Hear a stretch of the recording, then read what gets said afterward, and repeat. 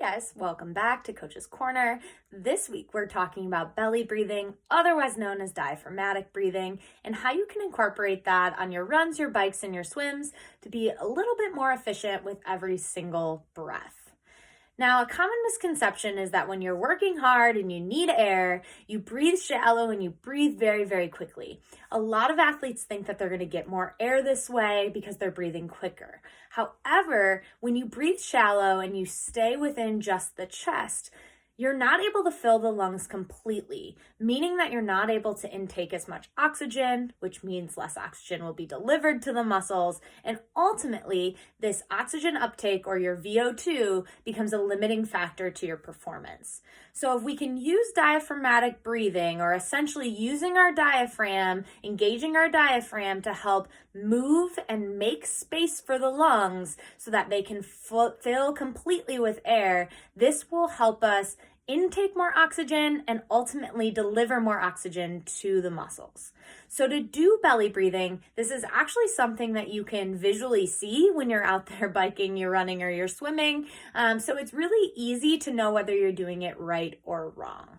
So when you do this breathing technique, you want to focus on that belly button, and the belly button, as you fill with air, is going to push away from your body, away from your spine, creating almost like a little bulge where your stomach is as you push that belly button outward. Now, when you exhale and you're expelling those waste products, those byproducts like carbon dioxide, we're going to forcefully draw that belly button inward towards the spine. This helps decompress that space, and ultimately the pressure will send that air back out through the lungs and out your mouth.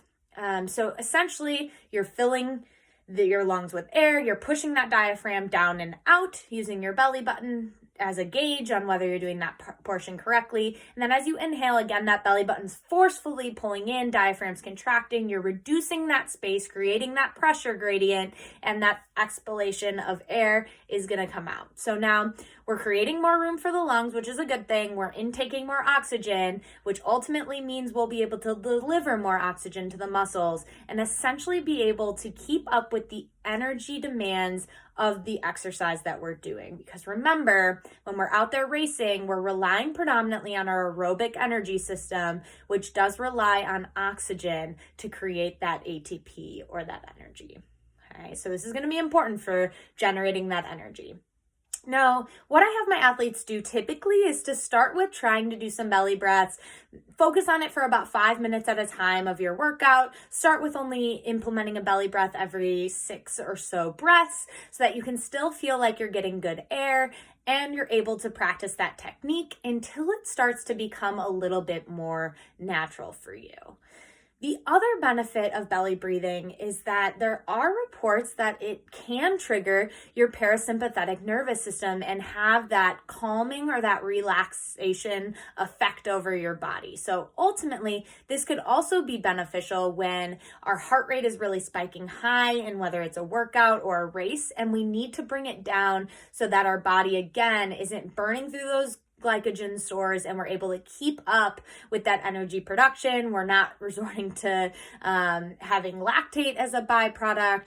So we also want to make sure that heart rate stays in check. And one way to do that is by engaging that parasympathetic nervous system. So taking those deep belly breaths in through the nose and then forcefully exhaling through the mouth. Again, they've shown that this can trigger that parasympathetic nervous system and bring that heart rate back down to a reasonable level for you to continue to hold that same pace and same effort, whether it's a workout or a race setting.